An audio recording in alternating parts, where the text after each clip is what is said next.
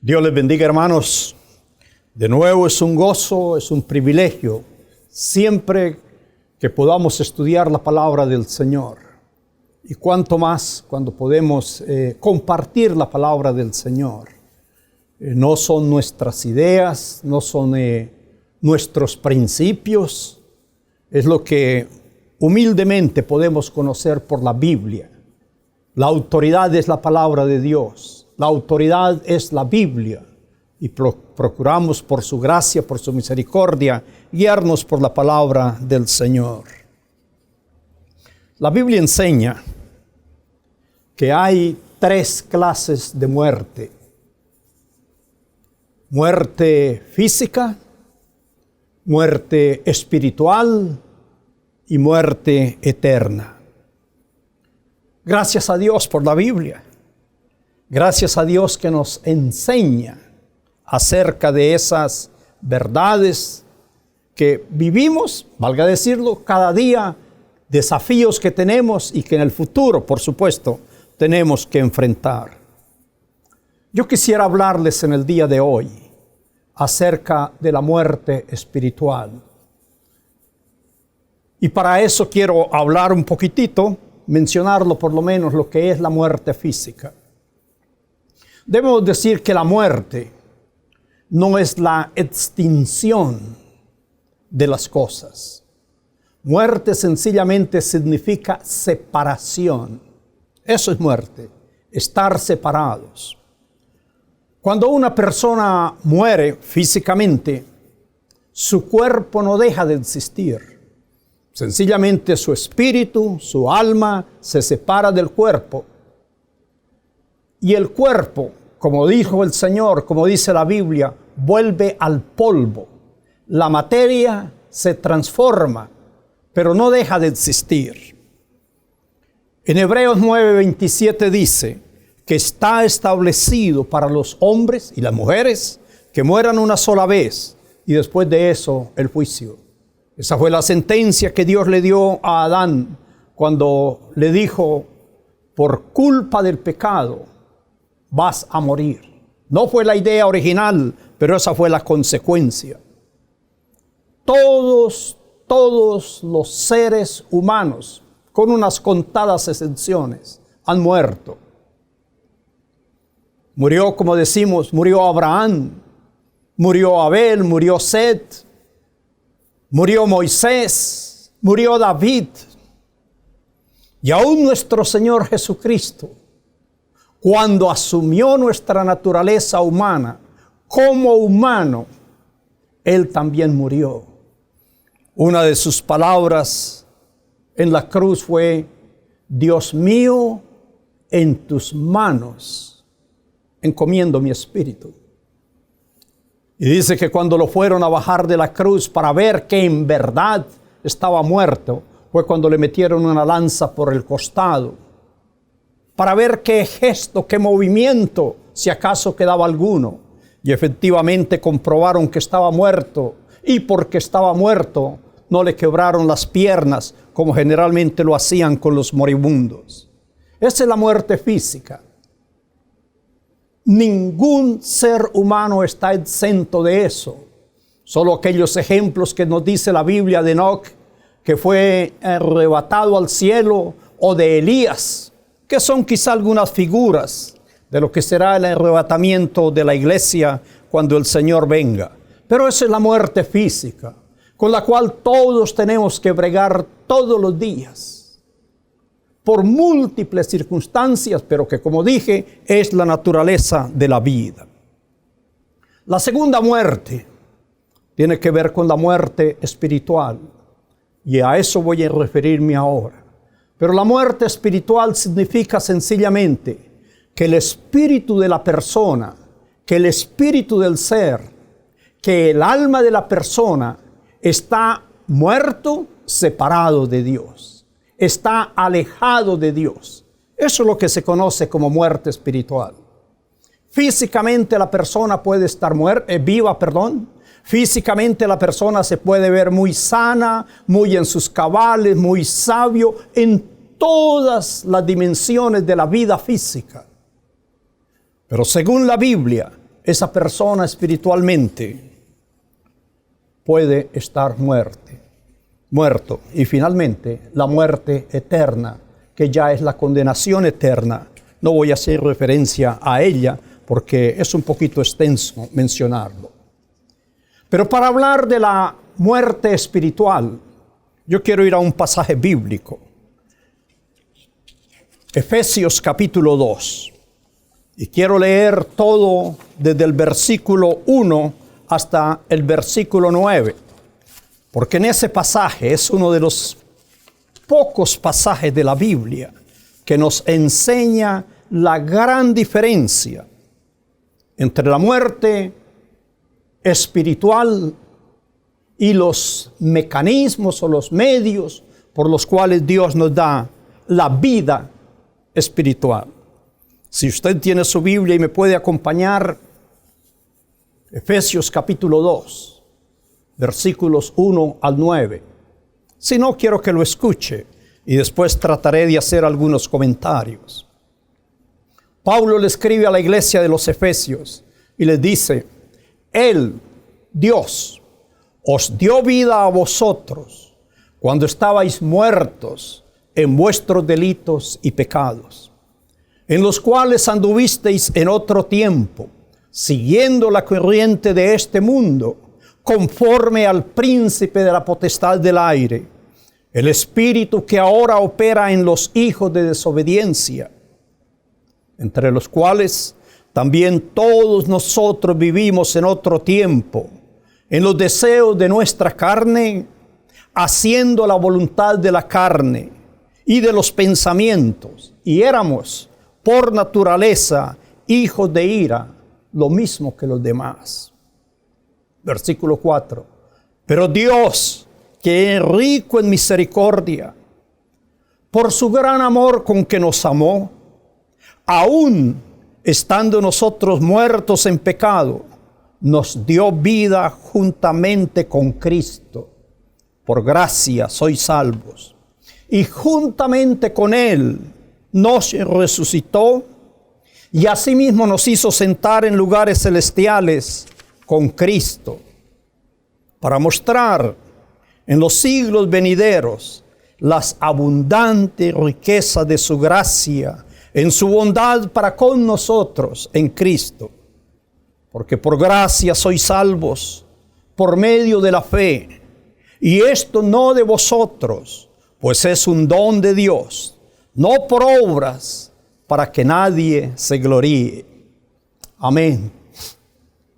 Dije, este pasaje bíblico es quizás de los pocos en que muestra ese contraste claro, definido, explicado entre lo que es la muerte espiritual y la vida espiritual. Pablo empieza con esa frase que ya leímos, diciéndole a los efesios, Él, y viene hablando de Dios, les dio vida a vosotros cuando estabais muertos. Ese es el contraste que va a seguir mencionando a él. Dios nos dio vida cuando estábamos muertos. Y está hablando, vuelvo a decir, de la muerte espiritual y por supuesto de la vida espiritual. ¿Qué es la muerte espiritual? Ahí lo sigue diciendo. Y yo quiero invitarlo a que usted se dé cuenta lo que el apóstol dice. Y en este pasaje, desde los versículos 1 hasta el versículo 3, nos dice por lo menos 9 cosas que caracterizan la muerte espiritual de una persona. Con todo el respeto, yo quiero que usted lo escuche, yo quiero que usted lo lea, yo quiero que usted lo analice y que a la luz de este pasaje, inspirado por el Espíritu Santo, usted pueda hacer, permítame la expresión, un diagnóstico de su vida. O tal vez un diagnóstico de la vida de un ser querido suyo, de una persona, de un amigo, un conocido. Y que por la gracia de Dios y del Espíritu Santo, usted pueda saber si usted tiene vida espiritual. O si ese ser o esa persona tiene vida espiritual o está muerto espiritualmente. ¿Cuáles son las características, en primer lugar, de una persona muerta espiritualmente? Dice el versículo 1, esa persona está viviendo en delitos y pecados. Pero mire lo que dice en el versículo 2. Vuelvo a leerlo. En los cuales anduvisteis en otro tiempo, le está diciendo a los efesios. Y aquí le dice, número 2, siguiendo la corriente de este mundo. Una persona muerta espiritualmente es aquella para quien su ética, su moral, sus costumbres, su estilo de vida en cualquier dimensión está dirigida por la moda, por la sociedad, por las costumbres. Eso es lo que significa la corriente de este mundo. Pero Pablo agrega una tercera cosa. ¿Quién está detrás de todo eso? ¿Quién en verdad es el que está dirigiendo esto? Y entonces dice, conforme al príncipe de la potestad del aire. Y la Biblia dice que ese príncipe de la potestad del aire es Satanás. Así está definido en muchos versículos. En otras palabras, dice conforme, es decir, el maestro, el arquitecto, el artista, el creador, el que le dio forma a ese estilo de vida, se llama Satanás. Por eso Pablo dice, aquellos que viven siguiendo ese estilo de vida conforme al príncipe, a Satanás, está muerto espiritualmente. Pero agrega más, es el espíritu que todavía opera en los hijos de la desobediencia. Tremendo. Adán cayó porque le desobedeció a Dios. El rey Saúl cayó porque le desobedeció a Dios. Y la historia está llena de todos los seres humanos que hemos caído por desobediencia a Dios. Esto es lo que entonces Pablo está diciendo de ese espíritu que opera en los hijos de desobediencia. Pablo se incluye entre ellos, versículo 3, entre los cuales todos nosotros vivimos en otro tiempo. Qué bueno que Pablo no se cree o no se considera inalcanzable, intocable al pecado. Por el contrario, él dice, yo formé parte de eso. Y menciona 2 o 3 cosas. Dice, en los deseos de nuestra carne, en la voluntad de la carne y de los pensamientos. Es decir, una persona muerta espiritualmente, ¿cuál es la motivación que tiene esa persona? ¿Cuál es la dirección que tiene esa persona? ¿Cuál es la guía que tiene esa persona? Aquí nos lo ha dicho con claridad. Esa persona lo tiene Satanás moldeado. Es el que le ha dado la forma a su manera de pensar, a su manera de vivir y a su manera de ser. ¿Cuáles son los valores morales de esa persona? ¿Cuáles son los valores éticos de esa persona? ¿A quién agrada a esa persona? Depende en qué sociedad esté y esos serán sus valores. ¿Cuentan para esa persona los valores de la Biblia? ¿Cuentan para esa persona los principios de Dios? Tal vez, si en alguna parte se ajustan a su manera de ser. Lo que Pablo está diciendo, conforme al príncipe de la potestad del aire y conforme a la naturaleza que tiene esa persona. Eso es lo que Pablo llama una persona que está separada de Dios, es decir, que está muerta espiritualmente. Pero en esa condición, entonces Pablo agrega una tremenda palabra, una tremenda esperanza. Váyase usted al versículo 4. Pero, y ese es uno de los peros más hermosos, a pesar de, pero Dios, número 1, que es rico en misericordia, y número 2, por su gran amor con que nos amó.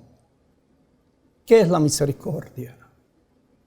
En breve, misericordia es tener compasión por el que sufre. Misericordia es tener compasión por el que está en desgracia. Quizá una de las mejores parábolas que nos enseña acerca de eso es la del buen samaritano. Aquel buen samaritano que vio a aquella persona herida, maltrecha, caída al lado del camino y que otros habían pasado de manera indiferente y lo habían dejado. Y dice así el versículo de aquel buen samaritano: fue movido a misericordia. Por eso fue, lo sacó, lo levantó, lo llevó al mesón y conocemos esta tremenda historia. Fue la misericordia del Padre la que le dio la bienvenida al hijo pródigo. Dice que cuando lo vio a lo lejos, viendo la condición, permítame la expresión, miserable en que venía, dice que fue movido a misericordia, fue y se echó sobre él.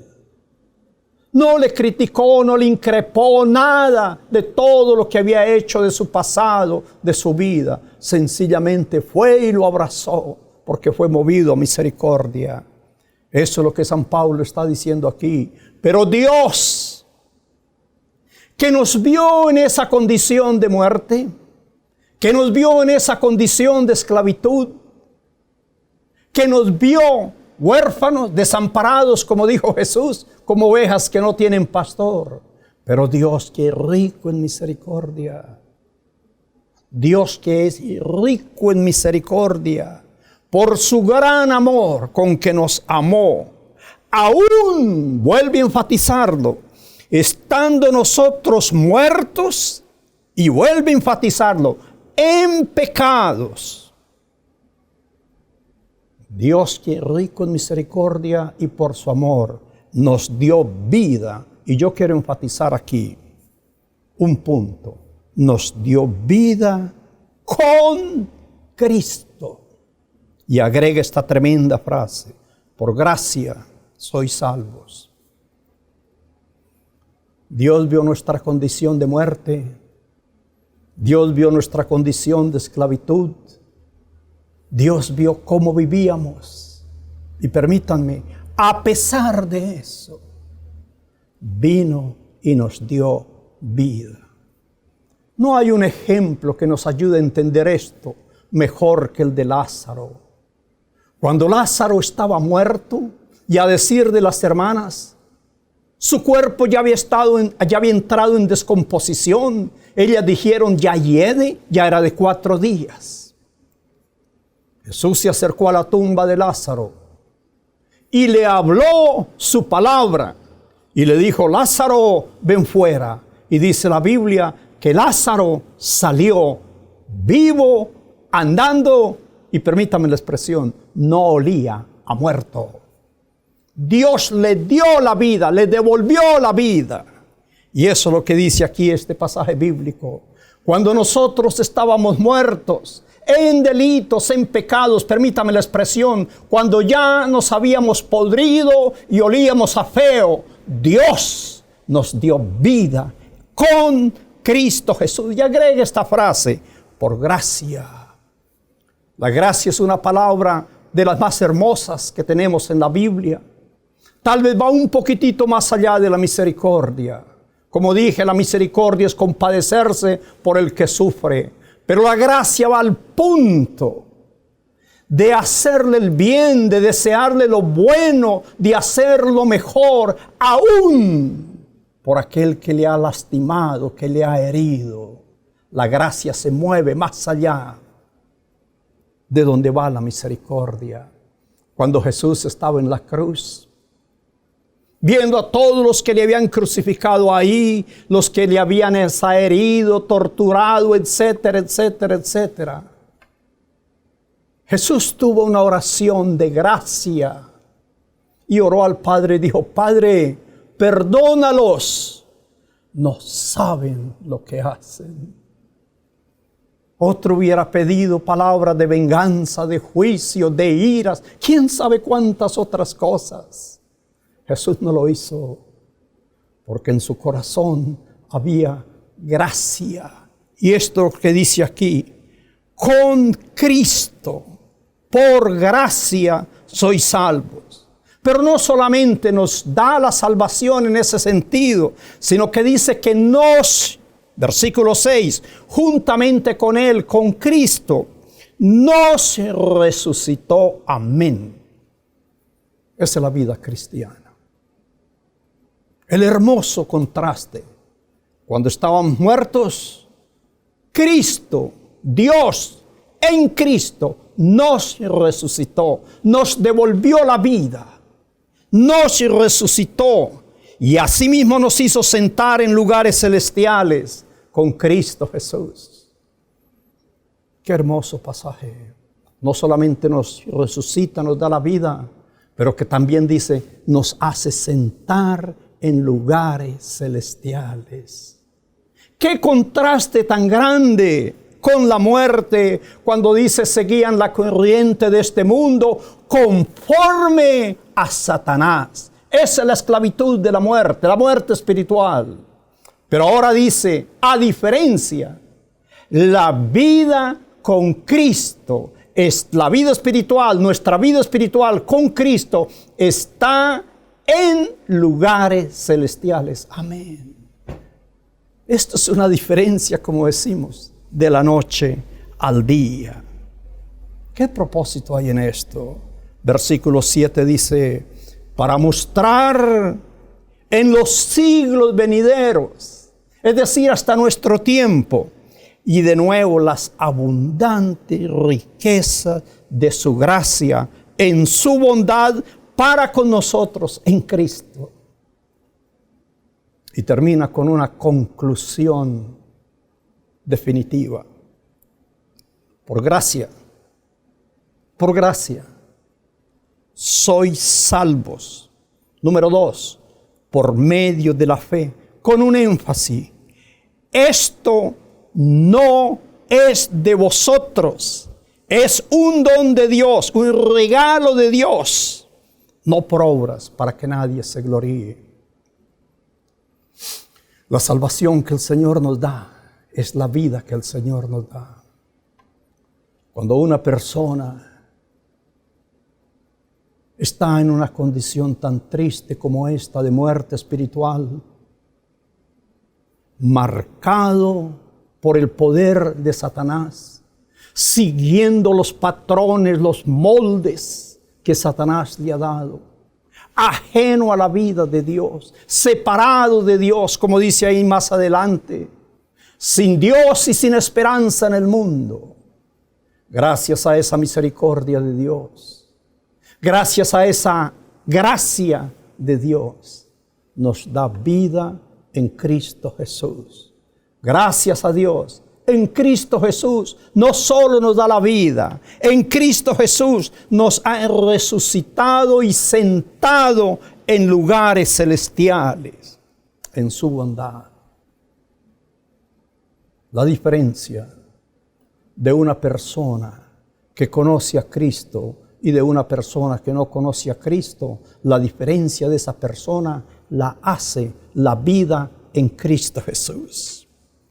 Yo deseo, hermano, hermana, que como dije al comienzo, usted pueda ver a la luz de este pasaje cuál es la condición de su vida. Que usted pueda ver a la luz de este pasaje quién es el artífice o el artista, permítame decirlo, que dirige tu vida. ¿Quién es el que gobierna sus pensamientos, sus hechos, sus ideas? ¿Y cuál es la esperanza que tenemos? Gracias a Dios, que dice que en Cristo Jesús, gracias a Dios, en Cristo Jesús, tenemos la nueva vida que el Señor nos está dando. Y termina como dice aquí diciendo, no por obras para que nadie se gloríe. Muchas personas creen que van al cielo porque hacen buenas obras, porque son buenas personas, porque son, como dicen, unos filántropos. Tienen tanto amor por la humanidad. San Pablo está diciendo, para con Dios, para la salvación, eso no tiene ningún valor. No por obras para que nadie se gloríe. Gracias a Dios. Yo quiero orar por usted, hermana. Si usted ya conoce al Señor, dele gracias. Dígale, gracias, Señor, que me has dado esa vida. Gracias, Señor, que me has resucitado. Pero si usted no conoce al Señor, y si es el príncipe de este mundo el que gobierna su vida, y usted está muerto espiritualmente, pídale al Señor que le dé esa vida con Cristo Jesús. Yo quiero orar por usted. Padre, gracias por Jesucristo. Gracias, Señor Jesús, por haber venido a este mundo. Gracias porque nos encontró sumidos en la miseria, en el pecado, bajo el poder y la esclavitud de Satanás. Pero gracias, Señor, que nos dio vida. Gracias que nos ha perdonado. Y gracias que nos ha sentado en lugares celestiales. En esta hora, Señor, yo oro por aquel hermano, por aquel amigo que no te conoce a ti, Señor. Que la gloria, que la misericordia tuya llegue hasta su vida para que conozca la vida tuya. Gracias en el nombre de Jesús. Amén y amén.